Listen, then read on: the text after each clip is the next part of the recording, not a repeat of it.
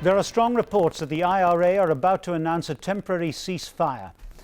It's not yet clear how long the end to violence would last, and any ceasefire offer has already been dismissed by unionist leaders. Pressure mounts on John Major. There's growing expectation among Conservative backbenchers of a leadership challenge in the autumn. The row over mad cow disease. Germany refuses to lift its ban on British beef exports. And England's ignominy is complete, with the second lowest score in English Test history. Good evening. First, the pressure on John Major over his leadership has continued at Westminster, following the government's decision to accept a compromise on European voting powers. Senior figures in the cabinet have given the Prime Minister their public backing, but there's now a growing expectation on the Tory backbenches that Mr Major will face a leadership challenge in the autumn. While his press office said his mood was robust, Mr Major was busy being Prime Minister, including meeting newspaper award winners. Most of his cabinet met for a routine meeting, but Westminster throbbed with speculation of how an unofficial group of MPs had reformed to fight actively for Michael Heseltine to become leader. The Chancellor provided a gift for photographers at Madame Tussauds, but he was careful that Mr Major's job should not appear to be in his sights. What about Mr Major? They are the other new... But later he made a point of backing the Prime Minister. John has been presiding over cabinet committees today. He's confident, he's in charge of the government, and every senior minister is taking the opportunity of saying that we expect him to continue to be our Prime Minister, we expect him to lead us to the general election, and we do not agree that there's any doubts at all about his position.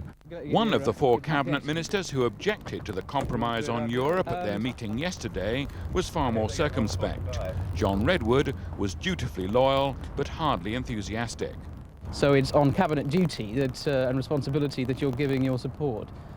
The deal has the support of all members of the cabinet. It was agreed yesterday in the cabinet and was announced to the House of Commons by the Prime Minister, and I have nothing further to say on that issue. Do you think Mr Major has been dangerously wounded by this fudge? I have no further comments to make on the general issue of the European arrangements. The Tory MP who demanded Mr Major's resignation is now convinced that the Prime Minister will face a contest if he doesn't step down. I believe that he probably should go before the summer. He may well go after the European elections, but if he doesn't, there must be a contest. Tory MPs are in turmoil. Many are unhappy, some are determined that Mr Major should not lead them into the next election. Lady Thatcher is telling friends that a leadership contest would be disastrous. In private, the burning issue now has little to do with Europe, but all to do with whether Mr Major is capable of getting the Conservatives back onto a winning streak. John Sargent, BBC News, Westminster. Germany wants tighter restrictions on British beef, even though other European states have supported Britain in its claim that the beef is not contaminated by mad cow disease or BSE. After a meeting in Brussels, the European Commission said it would keep the situation under review, but didn't think any new measures were necessary. The health ministers met at the behest of the Germans, who say they're afraid that BSE in beef could infect meat eaters. Most scientists say they're wrong. The World Health Organization says our beef is safe. But being isolated hasn't deterred the Germans. If we don't make any progress in Europe, we'll have to think about what measures we can take ourselves. Most European countries here today are satisfied with existing measures. For nearly 5 years, the brains, spinal cords and other nervous tissue from all adult British cattle, the only parts thought able to harbour BSE, have been discarded at slaughter. And no meat from infected cattle is used for food.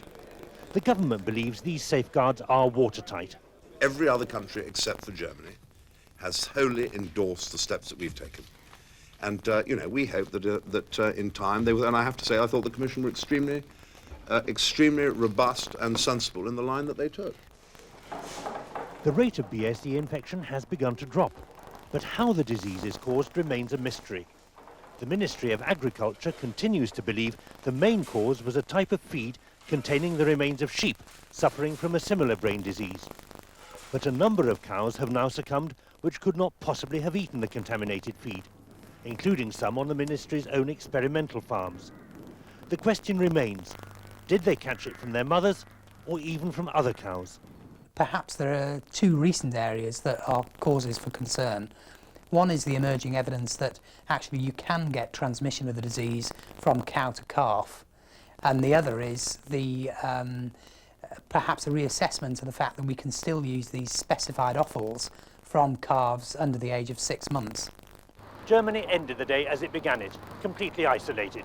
But British beef exports to it are sharply down, and it says it may still go it alone. Restoring confidence in British beef could take some time yet. Alex Kirby, BBC News, Brussels. There's mounting speculation that the IRA are about to announce an Easter ceasefire. It's not yet clear how long it would last or whether it would be the prelude to talks with the government, and it's already been dismissed by unionist leaders. There's a possibility that John Major will visit Northern Ireland tonight and may give his response in a speech there. 10 people died in the IRA bombing on the Shankill Road in Belfast last year. The wave of random sectarian murders by loyalist terrorists in its wake, they saw that as retaliation, led to intense activity between the British and Irish governments to try and answer the Northern Ireland people's desperate cry for peace. The Downing Street Declaration by John Major and the Irish Prime Minister Albert Reynolds was meant to be the terms on which peace could be secured. And Mr Major made clear that if the IRA declared a permanent cessation, Republicans would be involved in exploratory talks with the British government 3 months later. But there was no definitive response from the IRA or its political wing Sinn Féin then or since. At its recent annual conference, Sinn Féin stressed that it wanted to create the conditions for an end to all violence, but it felt those conditions weren't in place yet. Clarification from the British government was necessary, said the party, in the face of what it saw as the wrong signals from London. For months there were peace demonstrations in Belfast and elsewhere, and the IRA called a 72-hour halt to its campaign at Christmas. It's not had such a suspension of its activities at Easter. Well, joining us now from Belfast is our Ireland correspondent, Dennis Murray. Dennis, how strong is this speculation about an IRA ceasefire? Well, I think everyone's pretty convinced by now, Martin, that there is something in it, but the key question is, how long is it going to be? We've heard 3 days, 72 hours, the kind of ceasefire they've had at Christmas for the last few years. There's also speculation that it could be 3 months, which was the length of time, as I said there, that the Prime Minister had said would be the quarantine period, as it was called, to test the IRA's bona fides that it was an end to violence. But when this statement does come, as I think we can now assume it will, it very much depends on the language. One could imagine the government saying, the British and Irish government saying, we insist on an open-ended ceasefire. Will the language say for 3 months? Well, if they're going to start again after 3 months, the British government would have great difficulty having any discussions with them. But the Irish government, Dick Spring, the Foreign Minister and Deputy Prime Minister, said last week that even if there was a short cessation, certainly the Irish government would try and build on that. And if it was, for example, a 3-month ceasefire, would it not be very difficult for the British government to avoid at least starting some form of talks, or would the unionists block that? Oh, well, the unionists would be very unhappy and I think very fearful of the consequences of that. But I think the point is that if the IRA say we're stopping for only 3 months, it's quite a good political tactic. It would put pressure on the governments to take them seriously, that they are interested in trying to build peace. In fact, that would even happen with a 72-hour ceasefire. It would put pressure on the governments. And frankly, what the IRA will be doing is what some in the Irish government have believed for some time, is to say, well, judge us by our actions and let's see the colour of your money. You said you would have talks with us after 3 months. Well, let's do that. Dennis, thanks very much. The Prince of Wales has visited Hallgarth School in Middlesbrough, where 12-year-old Nicky Conroy died in a knife attack 2 days ago. The Prince left a wreath at the school with a handwritten message of sympathy. Earlier, the head teacher told pupils that their most important job was to support each other through their grief. Returning to school for the first time since Monday promised to be as difficult a moment as any in this traumatic week. In groups and many arm in arm, the children arrived for the last 2 days of term with modest dignity. A team of professional counsellors was in the school to support and advise both children and staff. At special morning assemblies, the children were encouraged to help each other and to talk freely about their reaction to events on Monday. You can't believe that something like this happened in your own school. It hasn't sunk in yet, so you just think you're safe at school. You think you're safe at school. In an unscheduled visit, the Prince of Wales broke off from an official engagement in Teesside to call on the school this afternoon. He placed a wreath on the flower-laden shrine which has developed in the reception area. Michelle Reeve, one of the two 13-year-old girls who survived the stabbing attack, was driven with her mother to school, especially to meet the Prince. The parents of Nikki Conroy, the murdered girl, also met the Prince during a 20-minute guided tour by the head teacher.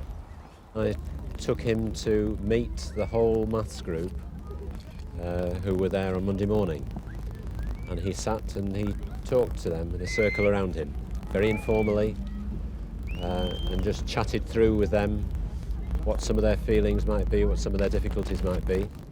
The chairman of governors has been a constant figure at the school, moving among staff and children. It broke me up the fact there's a number of them said to me, "Am I all right?" Asking me, you know. Then these are, you know, 10s and 11-year-olds asking me how I am. It was that kind of concern, said Mr. Laird, which made him optimistic about the school's future. Mike Mackay, BBC News, Middlesbrough. The government's handling of the Pergau Dam project in Malaysia has come under criticism in a report by the Commons Public Accounts Committee. MPs expressed astonishment at the cost to Britain of the project. The committee heard that costs rose by 25% only a fortnight after Britain and Malaysia agreed the deal. A ceasefire has been signed by Croatian officials and leaders of the country's breakaway Serb minority. It's hoped almost 4 years of conflict will now come to an end. The agreement was reached after talks at the Russian embassy in Zagreb. Both sides will withdraw their heavy weapons and troops out of firing range to agreed positions. 10 French sailors have been killed in an accident aboard a nuclear submarine in the Mediterranean. It happened just off the port of Toulon and is the third accident in less than a year involving one of France's Ruby-class nuclear submarines. The vessel was unarmed at the time and the nuclear components were not affected. The Emerald came into service 5 years ago, one of 6 nuclear attack submarines belonging to the Ruby class. It carries a crew of 66 and is armed with torpedoes or conventional missiles. It's powered by a small nuclear reactor. This turns water into steam to drive 2 turbines generating electricity.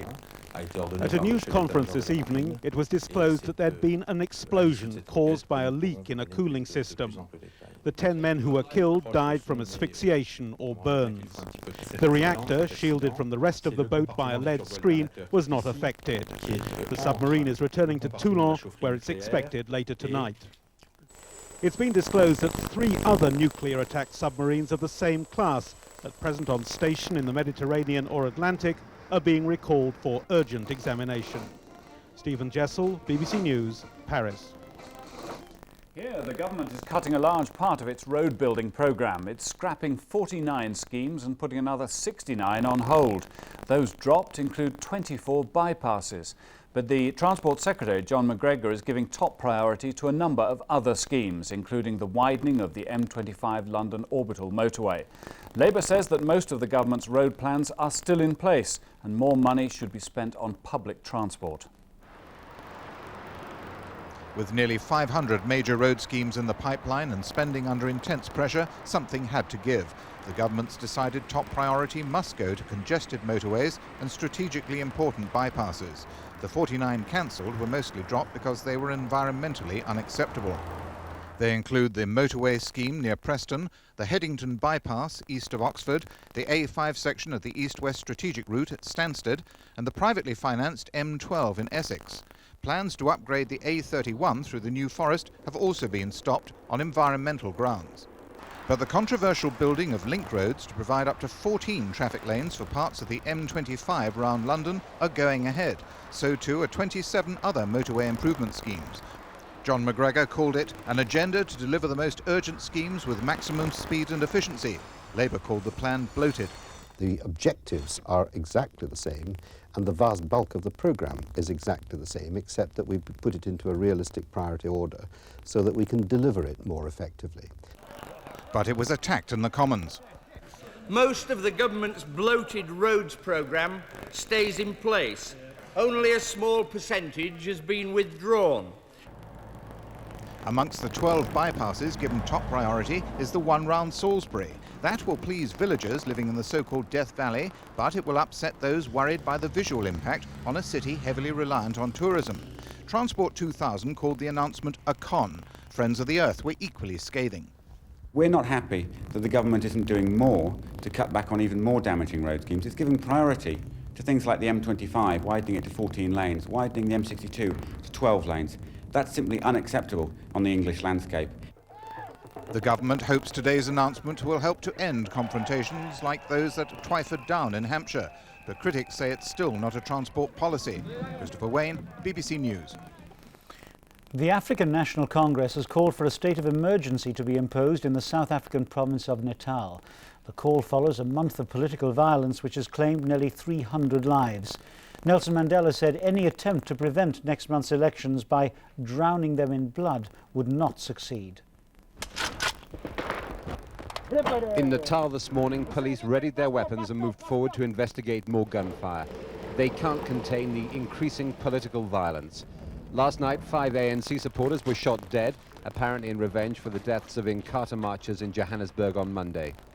It's so bad now that the authorities supervising the transition of power are preparing a state of emergency. There is no free political activity in the area. Preparations for the elections are impeded by the administration of Gacha Buthelezi, and the violence is spiraling. This morning, 3 more ANC supporters were killed in Natal. There have been more than 260 political killings in the province so far this month, according to human rights observers, the highest monthly total in 3 years of monitoring. Once again, the so-called third force has been blamed for inciting violence. This time, eyewitnesses said the police had dropped Inkatha gunmen off from their Casper armored vehicles. This thing started at around about 5 to 7 in the morning today, when the Casper for the police deployed 3 people who were fully armed with the rifles, the big rifles. A state of emergency, effectively martial law, is probably the only way left to allow people to vote freely in Natal. Today, perhaps as a first step, 2 places near Durban were declared unrest areas. The authorities are embarking on a high-risk strategy. A state of emergency will bring the army into direct conflict with heavily armed Inkatha gunmen who don't want the elections to go ahead. More bloodshed seems certain. Jeremy Bowen, BBC News, Pretoria. The time is almost 6:18, and still to come, why some couples may be wasting their money on private fertility treatment. A BBC survey shows that many clinics fail to give patients all the facts they need. Closed down at Dounreay, Britain's only fast breeder nuclear reactor. And celebration for the West Indies as they humiliate England's cricketers. A BBC survey of private test tube baby clinics suggests that few of them give accurate information on their success rate. Because the NHS offers little such treatment, 90% of couples turn to the private sector. But there they can be charged £2,000 for each attempt with few details about their chance of success. After 5 years of treatment at 5 private fertility clinics and £6,000 the poorer, Jane Franklin finally had a simple scan revealing polycystic ovaries, which can be treated easily. Like so many patients, she was given little information on those clinics' success rates.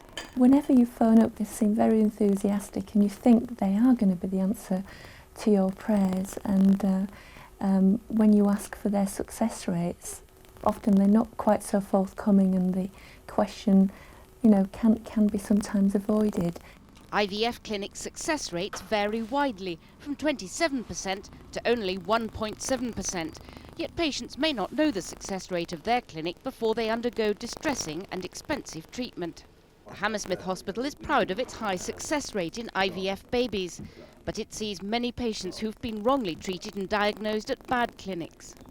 We have at least 3 patients pregnant or delivered, just delivered, following operations on the uterus to correct the uterine abnormality, where each of those 3 patients had had more than 6 cycles of IVF, spending £18,000, £20,000 in private clinics. That's a regular event. The Human Fertilisation and Embryology Authority's Code of Practice says clinics must provide correct information on their own success rates and not just quote the national average. But when the BBC asked 40 clinics for their brochures giving their success rates, despite repeated requests, only 17 sent any information and only 2 of those gave the full figures. The HFEA says it's difficult to standardise figures taking account of patients' age and type of infertility. However, the Lister Hospital, which did provide the BBC with full figures, says although it takes time, giving patients all the facts can and must be done. The HFEA is now examining whether patients are given honest information. But so far, no clinic has been struck off for its low success rate, nor for failing to tell patients how few babies they've produced. Polly Toynbee, BBC News at the Department of Health. Nearly 1 in every 2 babies in Britain are born to couples outside marriage, according to the latest official figures for 1991. The statistics suggest a sharp increase in the number of pregnancies outside marriage. Pregnant teenagers are 9 times more likely to be unmarried. Many schools in England are breaking the law by failing to teach religious education or to provide daily collective worship. A report by the National Schools Inspectorate says 1 in 5 primary schools they visited made no provision at all for religious education.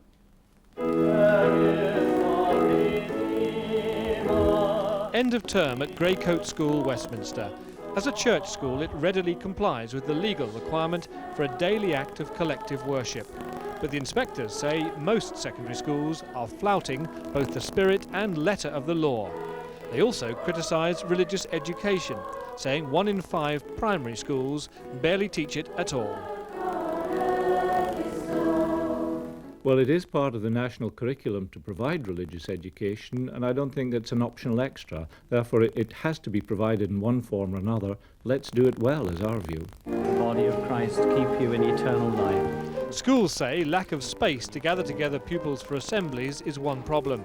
They also say it's hard to find enough staff who are trained and committed to teaching religion. I think it's hard for schools. I think they're under a lot of pressure because it isn't easy if you're somebody who isn't a believer or you don't have a faith or you're not a specialist trained RE teacher to suddenly be delivering something spiritual or religious. This is a hard-hitting report from the inspectors, spelling out that very many schools are quite simply breaking the law. For although most are promoting moral and social values, the spiritual dimension is often absent. Mike Baker, BBC News. The last public witness has finished giving evidence in the long-running Arms for Iraq inquiry. It was set up after Customs prosecuted 3 businessmen for illegally exporting weapons-making machinery to Iraq. The men from Matrix Churchill claimed they had support from ministers who had secretly relaxed rules on defence sales. Today, one of those ministers, Lord Trefgarne, said that Matrix Churchill misled him, saying the machinery was only for civilian use. The careers of Ministers William Waldegrave and Sir Nicholas Lisle are threatened after evidence of mistakes and cover-ups. Others face strong criticism when the report is published in the autumn.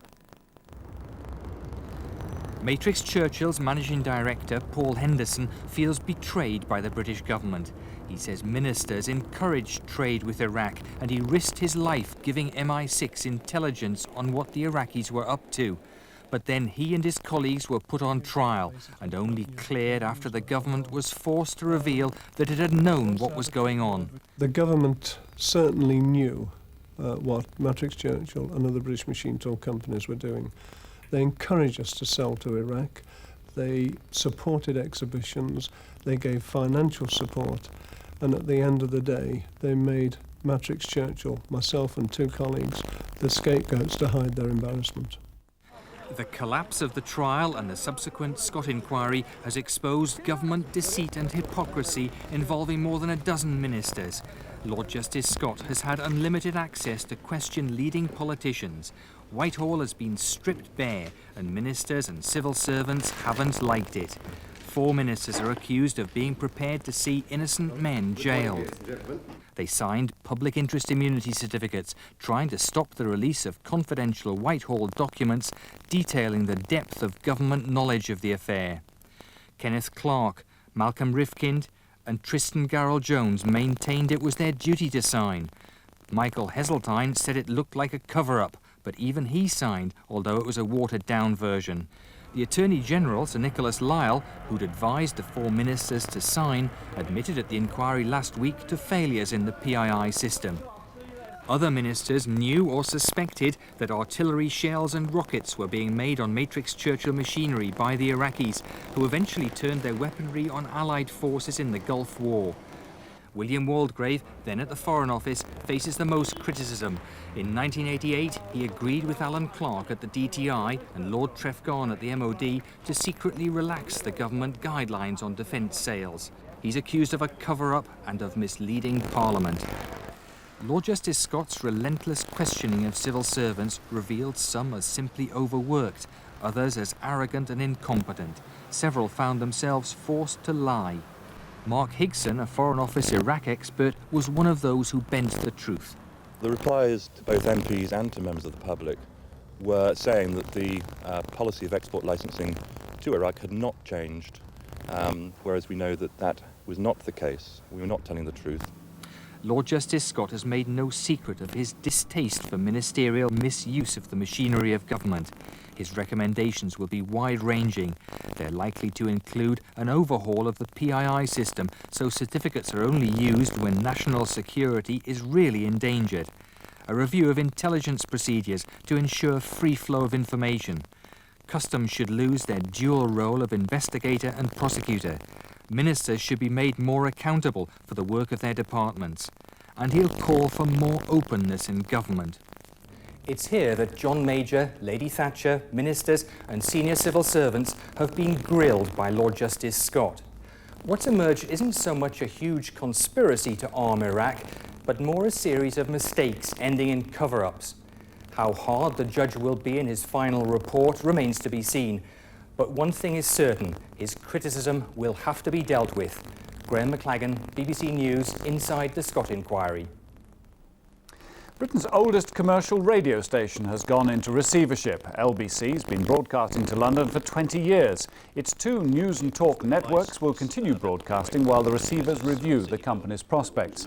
LBC was due to come off air in October after losing the franchise last year. Nuclear scientists from around the world are meeting in the north of Scotland to mark the close-down of what was once the world's most advanced nuclear power station. The Dounreay fast breeder reactor generates electricity from plutonium, but it's been unable to compete with cheaper fuels like uranium and coal. England's batsmen have been bowled out for the second lowest total in their history, losing the 3rd test to the West Indies in Trinidad.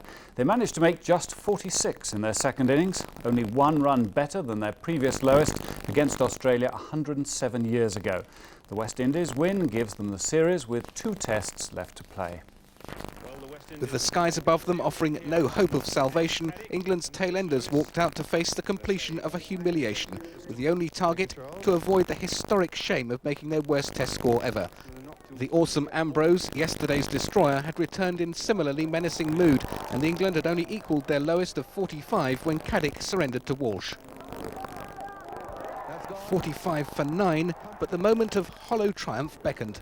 Lewis gratefully scrambling a face-saving single.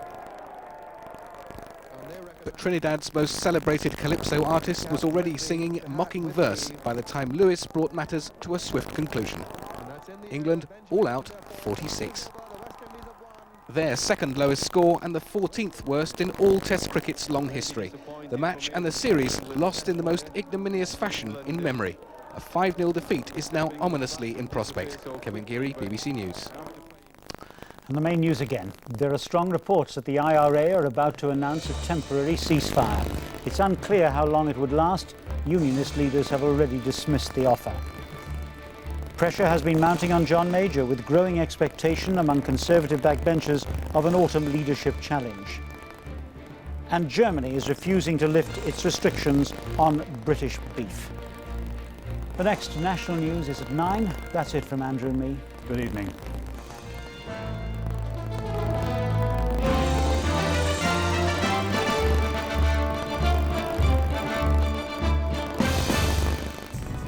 Tonight, Tom Mangold finds the elderly drivers are a danger to themselves and others. Linda Bryan's challenge to find the billions non-taxpayers pay in tax. and addiction to chocolate. Got so bad last Easter that I ate some of the children's Easter eggs. Get closer, get answers, here and now on BBC One. Good evening. No doubt many of you are thinking of going away for a few days to celebrate Easter, and I'd like to give you good news for the weather front, but I'm afraid I can't. It's going to be very windy, with gales, in many places cool, with showers or longer spells of rain. But the worst of the wind will be in the next 2 days. There's Thursday lunchtime's chart, tight isobars, Scotland and Northern Ireland. Friday, it's pretty windy for all of us. Now, the precursor to tonight's wind is the rain, which in the early afternoon was across Ireland, and the last few hours has moved steadily eastwards into the west of Wales and much of southwestern Scotland as well. There's its latest position. If I cover it with the cloud picture, you actually see the back edge of the rain, a lovely swirl of cloud right to the centre of the low pressure itself. It's quite a deep low. That's what's going to bring us the nasty weather for overnight, and then, believe it or not, this shallow low here out in the extreme west of the Atlantic will develop quickly and bring bad weather for Friday morning. So overnight then, the rain will cross the whole country. We'll all of us see gusts over 40 miles an hour, with the worst winds temporarily in Wales and the southwest, and for most of the night up in Scotland as well. They return, they strengthen for Scotland and Northern Ireland, with further gusts of 70 miles an hour during tomorrow morning. So a windy night, and if any consolation is around, it's because it is, there'll be no frost, 5 or 6 degrees typically. So Maundy Thursday then starts blustery, with many showers in the west. There will be some thunder around and wintry showers for mountains of Scotland, maybe further south as well. But a bright start in the east, but those showers will move eastwards, and I think all of us will see some rain tomorrow. It'll cloud up later on in the southwest of England, and I think much later on for much of the whole of the west of the British Isles to bring the rain for Thursday night.